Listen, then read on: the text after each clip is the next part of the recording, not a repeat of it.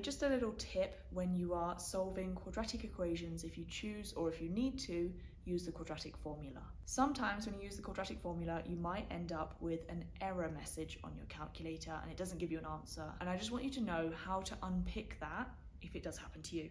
What is actually the problem? Why is there an error?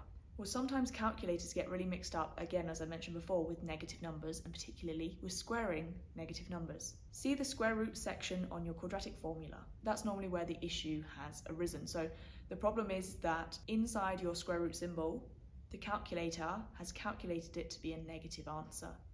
Now, if you remember, you can't square root a negative answer, a negative number. That's impossible. You cannot square root a negative number. Hence why your calculator has gone error. So you just need to go back. Sometimes with a quadratic formula, I just work out pieces myself. For example, for the b squared, if you have a negative b and then you square it, sometimes the calculator will leave that as a negative, which is not true. If you square any number, negative or positive, it becomes positive. So sometimes I'll just input it as positive in the first place because I know that that's what's going to happen. And then the same thing, you've then got minus 4 times a times c. If a or c are also negative, the minus 4 and the other value are going to cancel out in terms of negatives. So sometimes I just make that positive.